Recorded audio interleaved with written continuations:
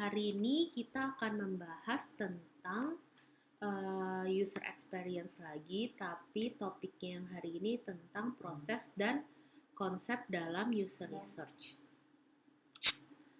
Nah, berikut ini itu learning objektifnya. Pertama, kita belajar tentang user goal dan business goal. Terus abis itu kita belajar juga tentang UX proses.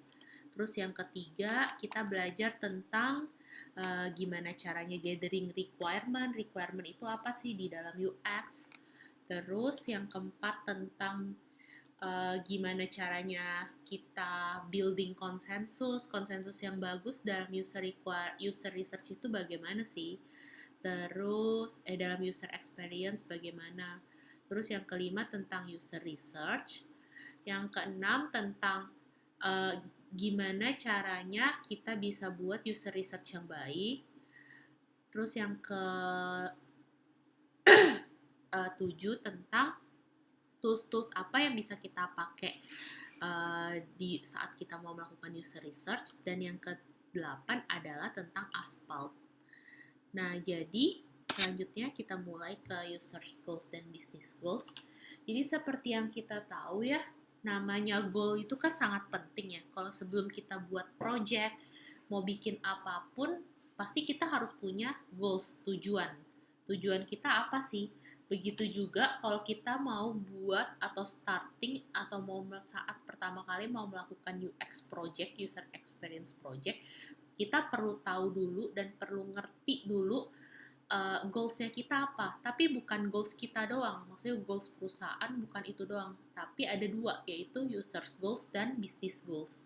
Di sini kan ada nih users goals dan business goals ya. Users goals dan business goals itu harus tahu ada dua. Nah, users goals itu apa sih? Kita sebagai pengguna kan pasti selalu pengen sesuatu dong. Apa yang kita itu pengguna pengen dapetin sesuatu, baru kita mau mengakses sebuah website atau aplikasi atau produk, beli produk, pasti kan harus ada yang trigger somethingnya itu apa. Nah, itu tuh adalah si user goal, penggunanya. Nah, yang kedua, begitu juga kalau di organisasi. Setiap organisasi pasti kan punya reason, punya alasan untuk bikin produk, site, website, atau aplikasi kan. Pas pertama kali pasti mereka punya reason. Biasanya tuh typically semuanya itu untuk dapat keuntungan. Tapi bisa juga supaya bisa bikin untuk supaya brand awareness atau untuk dapetin member for community, jadi member baru. Nah, tapi kan setiap organisasi juga pasti punya goals-nya dong, reason-nya apa. Jadi ada dua tuh, user goals dan business goals yang harus kita tahu. Dari user dan dari bisnisnya itu sendiri tujuannya apa. Nah, specific type dari business goals itu penting nih dalam user experience. Maksudnya apa? Misalnya, perusahaan kita tujuan UX-nya itu adalah untuk menunjukin banyak ads. Itu strateginya pasti benar-benar beda dengan strategi untuk jualan produk sama untuk promosi via sosial media. Jadi itu strategi, goal kita itu menentukan strategi UX strategi solution kita tuh apa. Nah, business goals itu biasanya direlate dengan, kalau di perusahaan itu matrix atau KPI atau target. Jadi biasanya tuh kalau baru mau launching sebuah produk atau baru ada departemen baru, tuh pasti mereka punya KPI, target atau matrix yang setiap tahun tuh harus dipertanggungjawabkan. Nah, as a good UX designer, sebagai UX designer yang baik, kita tuh harus bisa align user goals dengan business goals. Supaya user bisa dapetin business benefit kita, sebuah perusahaan benefitnya, dari goalnya mereka juga. Jadi itu harus dua-duanya ada. Nah, ini ada satu contoh yang cukup bagus ya, tentang gimana caranya alignin user goal sama business goal supaya UX-nya itu, user experience tuh bagus di aplikasi atau website kita. Misalnya tuh YouTube. YouTube kan bisnis goals-nya apa sih? Bisnis goals YouTube adalah untuk makes money via ads. Nah, sedangkan user goals itu apa? User goals itu adalah untuk mendapatkan video yang bagus, yang menarik, mereka menonton video, intinya itu. Makanya UX mereka strateginya bagus tuh, menaruh video-video di saat sambil celah-celahnya nonton, naruh ads maksudnya di celah-celah saat mereka nonton video gitu. Terus mereka buatin lagi similar video lah, mereka munculin yang menarik-menarik, ada similar yang mirip-mirip sama yang kita cari, supaya orang lebih banyak nonton lagi, mereka lebih banyak duit lagi dari via ads-nya. Jadi bagus banget sih user experience strateginya si YouTube ini. Lain halnya dengan kalau ini kan bisnis goal mereka kan untuk dapat duit dari via ads, user buat nonton video. Kalau misalnya si YouTube bikinnya itu user experience strateginya itu adalah gini, YouTube taruh tuh 20 menit dulu nonton ads, baru 30 menit 20 menit nonton ads, setiap 30 detik nonton video. Itu udah gak ada lagi deh orang yang mau menonton si YouTube lagi kan. Nah, makanya kalau misalnya kita sebagai UX harus benar-benar align user goal sama business goal, kita pikirin supaya bisa bikin strategi solution UX ya benar-benar tepat guna untuk aplikasi atau website kita. Terus misal ini tuh contoh bad UX ini kayak gimana sih? Kayak misalnya dulu TV loh. Kita kebanyakan nonton iklan dulu baru filmnya itu muncul kan. Makanya sekarang orang udah males, mendingan langsung nonton YouTube aja, udah bisa dicepetin, bisa iklannya juga cuma berapa detik kayak gitu. Yaitu UX yang mikirin, bener-bener contoh UX yang mikirin user goals dan business goals-nya align gitu. Nah, selanjutnya, biasanya nih, kalau misalnya business goals dan users goals-nya itu nggak align, ada dua problem yang akan didapetin sama sebuah perusahaan, sama aplikasi atau website-nya itu. Pertama, either user can get what they want without to helping the business.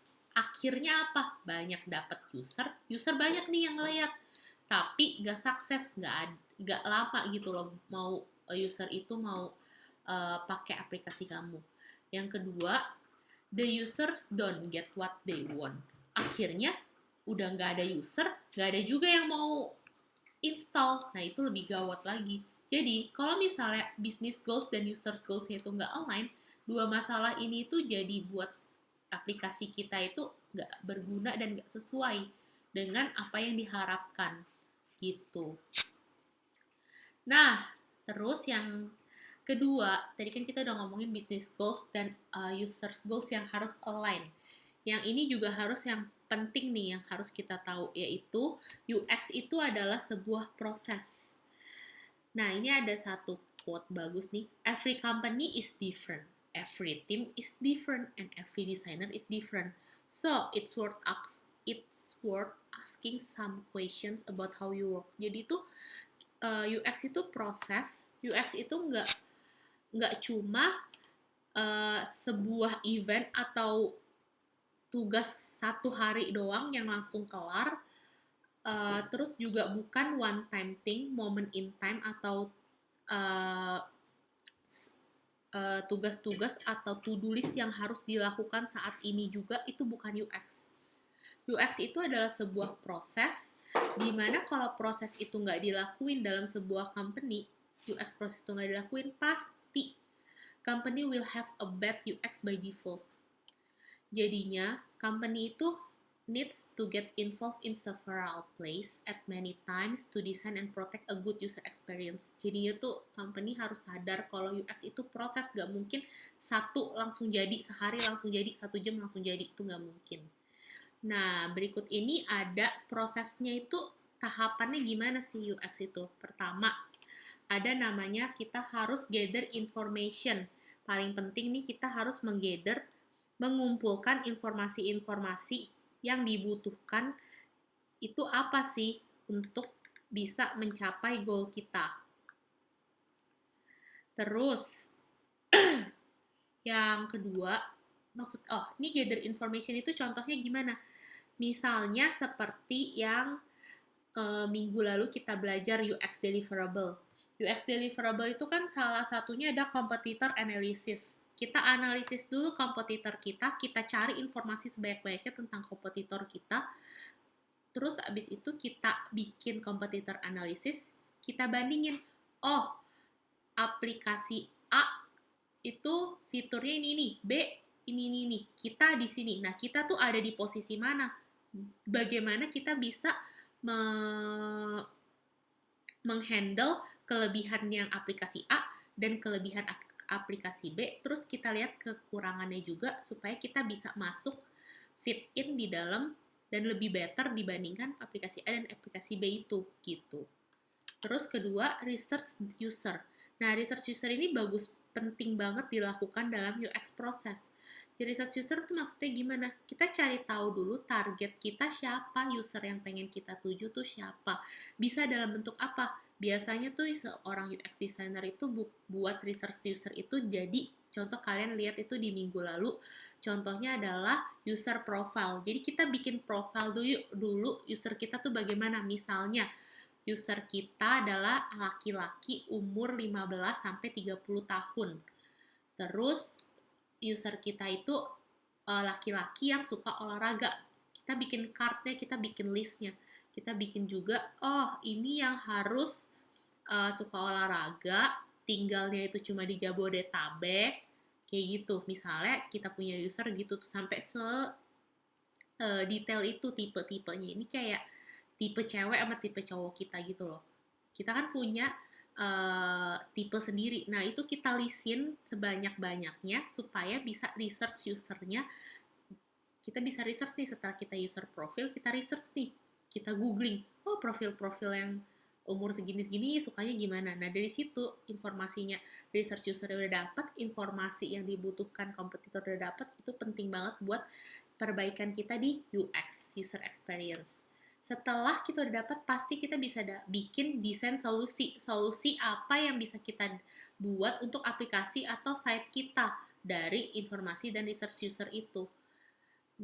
Solusinya itu dalam bentuk apa? Dalam bentuk strategi ke depannya UX kita harus begini, versi 2-nya harus begini, versi 3 harus begini gitu.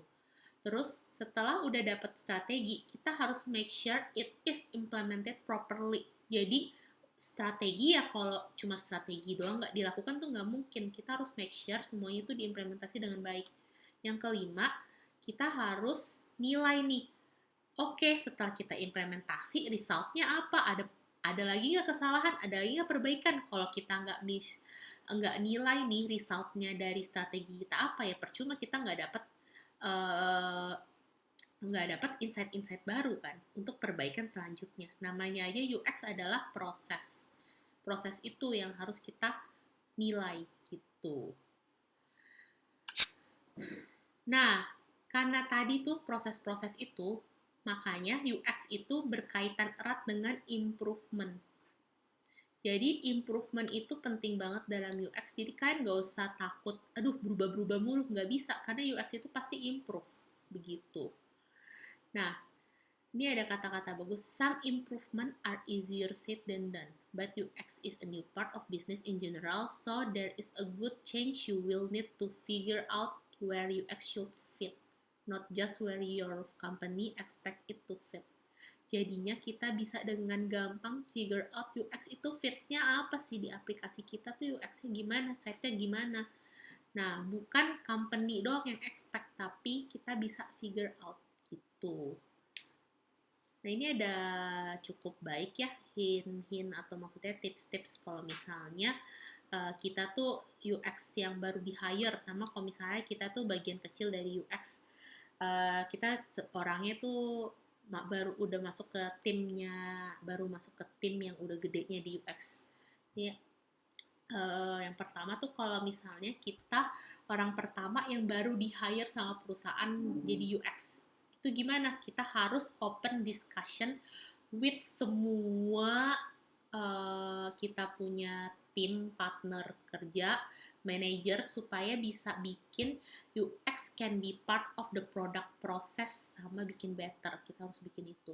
Yang kedua, kalau misalnya kita itu sebagai salah satu tim di UX, jadi udah ada orang UX, kita tuh baru masuk, terus kita masuk ke dalam timnya. Nah itu nggak apa-apa, justru kita harus ngobrol dengan mereka, kita cari tahu apa yang mereka pikirkan, prosesnya apa yang mereka pikirkan, terus kita kasih masukan yang lebih most valuable buat mereka, gitu. Nah, kan tadi kita udah mikirin tentang alignment antara user goals dan business goals. Kedua adalah UX itu proses, UX itu improvement. Nah, gimana tuh proses-prosesnya apa aja? Sekarang kita mau masuk tentang requirement. Apa sih requirement-nya di UX itu? Jadi, di UX itu, the more you understand what you can do, what you must do, the better your final design will be. Maksudnya apa? Semakin kita nggak tahu apa yang kita pengen lakukan, kita nggak tahu apa yang harus kita lakukan, kita kan blank. Semakin kita pengen tahu dan cari tahu lagi, explore lagi apa yang harus kita lakukan. Kita research lagi yang penting, kita cari data yang bagus, kita cari fakta-fakta yang bagus, kita cari tren-tren saat ini. Karena kita nggak tahu kan apa yang kita lakukan. Itu bagus tuh, final design kalian bisa lebih bagus. Biasanya, kalau misalnya kita seorang desainer tuh, part of proses untuk cari inspiration itu kan misalnya kita buat mood board, fotografi. Nah, tapi kalau misalnya sebagai UX, itu bukan problem solving untuk cari requirement yang itu doang tuh nggak cukup. Jadi maksudnya itu apa requirement di UX itu? Requirement di UX itu adalah saat kita lihatnya itu adalah limitation yang datang dari tim kita yang sebelumnya. Previous work kita tuh apa? Problemnya apa, masalah-masalah yang terjadi di versi satu website atau aplikasi kita itu apa, kekurangannya apa, masalahnya apa, kejelekannya apa, itu adalah requirement dalam sebuah user experience. Requirement itu protects kita untuk mistake. Kita ngelakuin mistake yang sama di versi aplikasi atau site kita selanjutnya. Nah, gimana caranya untuk gathering requirement yang tadi dari masalah-masalah atau yang sebelum-sebelumnya versi sebelumnya aplikasi atau site kita tuh gimana? Yang benar adalah kita harus always open discussion dengan setiap stakeholder important people di site atau aplikasi kita. Yang kedua, setelah kita udah open discussion, kita collect lah itu problem-problemnya apa yang bisa kita solve, yang nggak bisa kita ganti, technical thingsnya gimana, kita collect aja, kita dapetinnya yang sebanyak-banyaknya. Terus, dengan kita ngomong ke stakeholder, kita tuh bisa mengurangi cost time sama money kita.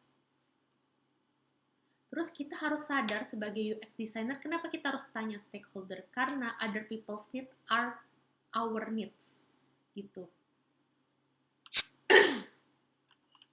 Terus, yang paling penting saat kita requirement itu apa sih? Tadi kan masalah-masalah atau problem yang terjadi di versi-versi sebelumnya aplikasi atau site kita kan. Nah, jadi kita harus bisa bedain requirement dengan wishes. Wishes itu kan yang stakeholder mau. Jadi bukan wishes yang kita gather, tapi adalah requirement. Be careful not to confuse about requirement and expectation. Jadinya, when someone says they need something, tanyain kenapa mereka butuh itu. Apakah itu cuma wish mereka atau emang itu requirement untuk perbaikan kita? Gitu. Karena company kadang-kadang tuh keep working on bad ideas because everyone assume it can be better and that might not be true. Jadi nggak semuanya yang company pikirkan itu benar. Jadi wishes itu bukan yang menjadi requirement-nya si UX, tapi adalah masalah-masalah yang terjadi atau problem-problem, perbaikan-perbaikan di aplikasi atau site kita yang sebelumnya gitu. Nah, selanjutnya kita mau bikin konsensus nih. Kita mau bangun fondasi building konsensus di dalam UX designer itu caranya gimana?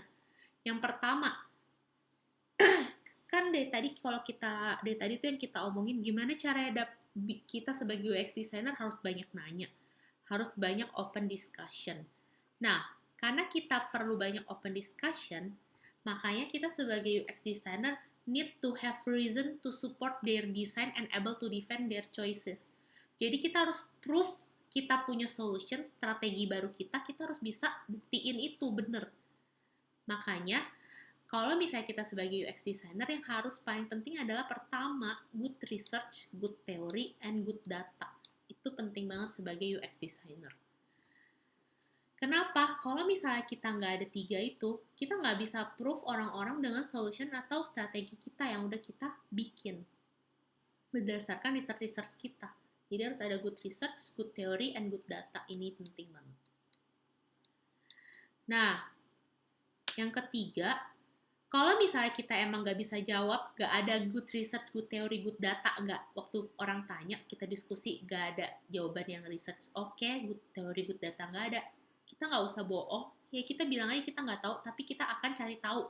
Setelah itu, kita akan research, kita cari teorinya dan data-data yang bagus itu apa. Nah, selanjutnya setelah kita bikin konsensus yang bagus nih, fondasinya udah oke sebagai UX designer, kita kan mau melakukan user research itu. Nah, user research itu ada 2 informasi yang biasanya dicari saat kita mau melakukan user research. Yang pertama adalah subjective research, yang kedua adalah objective research. Dari sini aja kata-katanya udah kita tahu lah subjektif dan objektif itu apa. Jadi kalau subjektif itu apa? Kalau kata-kata subjektif itu kan pasti tentang opini, impression seseorang, feeling, ekspektasi yang di-create sama orang itu sendiri dan bukan fakta. Jadi subjective research itu ya feeling mereka, orang itu ya personal thought-nya mereka lah. Nah, itu contohnya itu misalnya kita mau tanya tentang what is your favorite color, itu kan subjektif kan. Terus do you trust this company, itu subjektif juga. Nah, itu berarti kita melakukan subjective research.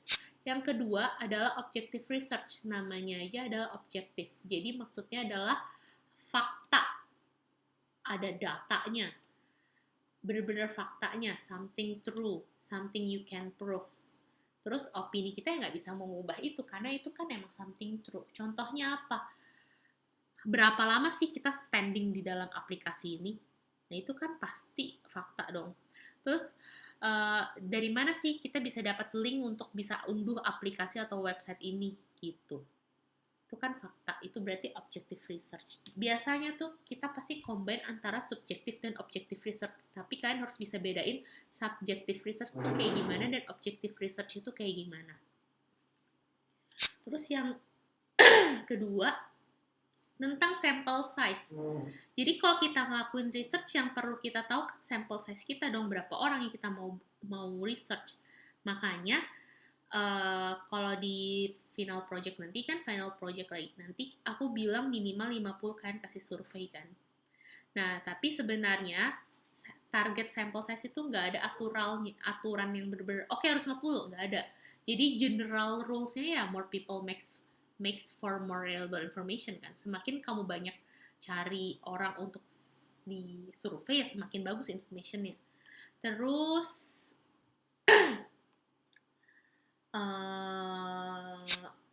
tapi ada contoh nih, misalnya dalam UX kamu ini yang pengen kalian user research itu ada 2 masalah gede. Yang pertama adalah most people don't notice the button that open the menu. Jadi orang tuh nggak notice button untuk buat menu itu di mana. Kedua, your pricing page, kelihatannya itu produk ini tuh nggak gratis, tapi sebenarnya itu gratis, misalnya gitu. Tuh ada 2 masalah itu. Nah, gimana kita tentuin sample size-nya? Pertama, kita harus tahu dulu, misalnya, let's say problem yang pertama tuh tadi yang button, itu ada 3 orang yang kagak ngerti itu. Berarti kalau ada 3 orang yang minimal, kamu harus research lebih dari 3 orang. Kalau misalnya problem kedua, itu meng-affect 20 orang, yang minimal kamu harus 20 orang. Jadi kalau misalnya problem kamu ada 2, yang totalnya affect 23 orang, yang minimal kamu harus lebih dari 23 orang. Kenapa? Karena common practice-nya tuh, kalau misalnya kamu testing cuma 5 orang padahal totalnya ada 23, you will probably find the menu problem tapi miss the pricing problem. Kamu dapat jawaban yang pertama tapi problem yang kedua kamu nggak dapat jawabannya gitu. Jadi ya harus benar-benar dipikirin apa yang kita research ya. Kalau kita research begini, user sample size itu berapa? Nah, itu yang paling penting. Terus, gimana caranya user research yang bagus tuh apa sih? Ini ada tips and tricksnya.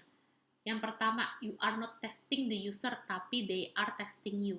Jadi bukan kita yang testing user, tapi user yang lagi testing kita.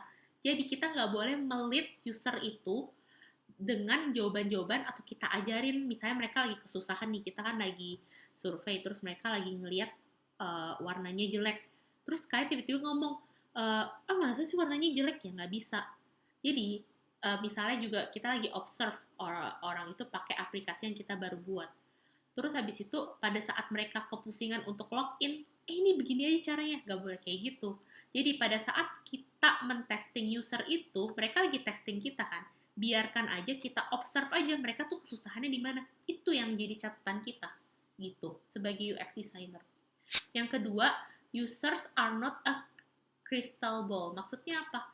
Kita harus dengerin apa yang kita nggak tahu kan, user bukan crystal ball. Jadi kita justru harus dengerin apa yang user pengen, apa yang user pikirkan, apa yang kita watch how they try to get things done, terus understand how and why they get lost in your design. Kita ngertiin, oh mereka tuh ternyata kesusahannya ini, baru kita then go find solution to those problems gitu. Nah, yang ketiga itu konsensus is not a UX strategi. Maksudnya konsensus itu apa sih? Maksudnya adalah nggak semata-mata kita pikirin cuma di tim. Kalau misalnya kita mau user research tuh ya bukan yang di research itu ya jangan di kalangan kita sendiri yang buat aplikasinya atau tim kita atau company kita. Jadi ini ada contoh bagus. Just because people at your company really love that button that makes a fart sound when you tap it, ada suara, dia belum tentu user itu butuh button itu ada suaranya gitu. Jadi user research is not a way to confirm your belief, it's a way to discover them. Jadi bukannya user research itu bukan sebagai pembuktian kesukaan kita, tapi kita justru mau membuktikan orang-orang tuh suka atau enggak sih, bukannya mau membuktikan apa yang kita believe gitu. Nah, biasanya selanjutnya nih,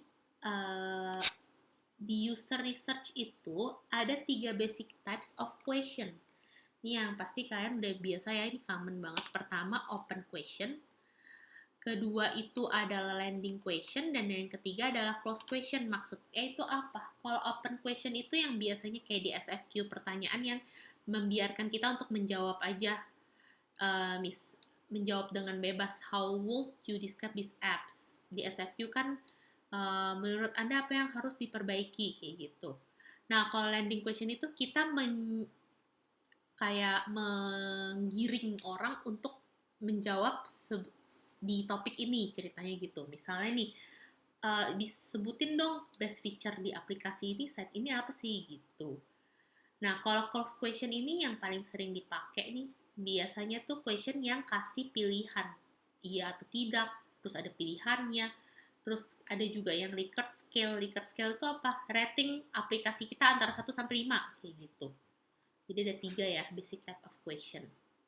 Nah, selanjutnya ada juga nih tools-tools yang biasa digunakan untuk user research. Yang pertama adalah observation. Observation itu ya berarti kita observasi lah orang-orang pada saat kita kasih nih handphone kita, ini aplikasi baru loh, terus kita observasi, oh mereka tuh kekurangannya kita catat, baru kita tanya-tanya kayak gitu. Terus yang kedua itu adalah interview. Interview berarti kan kita benar-benar tanya dong, tanya one by one kayak gitu, ask question. Terus survei ya kita kayak biasa bagiin survei paper online gitu, yang pasti anonimus. Terus yang keempat adalah card sorting. Card sorting ini tuh lagi banyak dipakai nih sama contoh-contohnya tuh eBay, Amazon, Netflix tuh lagi sering pakai user research menggunakan card sorting. Jadi kayak permainan.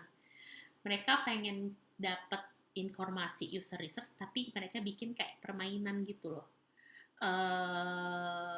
Tanya-tanyanya tuh kayak ada poin-poinnya, ada pertanyaan, terus kayak ada bentuknya kayak flashcard sorting gitu. Terus mereka giring fitur ini sukanya mana nih untuk research, tujuan utamanya. Yang kelima itu ada forum. Forum itu contohnya kayak misalnya kan sekarang banyak nih di Google banyak forum pecinta ikan. Misalnya kita mau buat aplikasi tentang yang suka mancing-mancing gitu. Nah, ya udah kita tinggal cari dong gather informasinya dari pertama googling itu ya lihat forum-forum pecinta ikan tuh sukanya kayak gimana. Yang keenam adalah focus group. Focus group itu maksudnya apa? Jadi kita kumpulin orang, terus kita gather informasi dari orang-orang itu. Contohnya kumpulin orang tuh kayak gimana? Misalnya nih, kan sekarang ini banyak banget marketplace yang suka kumpulin kayak buat event untuk panggil seller-sellernya mereka, terus mereka gabungin untuk mereka kayak bikin event gitu kan, bikin pelatihan lah, apalah. Nah, tapi selain mereka bikin pelatihan itu, mereka juga lagi fokus grup. Mereka lagi tanyain, discuss untuk dapetin user research sama perbaikan-perbaikan untuk aplikasi mereka juga gitu. Nah, itu tuh udah sih tentang user research ya, sama konsepnya user research. Terus pertama kalau di UX itu kita harus align antara business goal dan user goal. Terus kita harus tahu UX itu proses. Yang ketiga itu kita bikin fondasinya itu gimana. Kita harus punya good theory, good data, good research.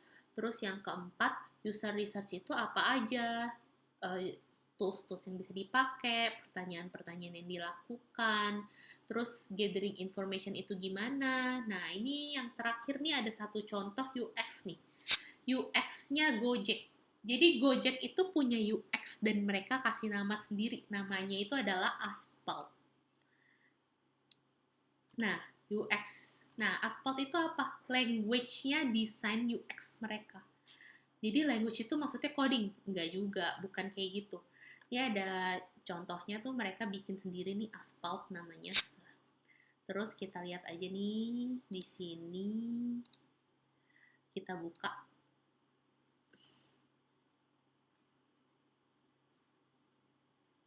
Nih.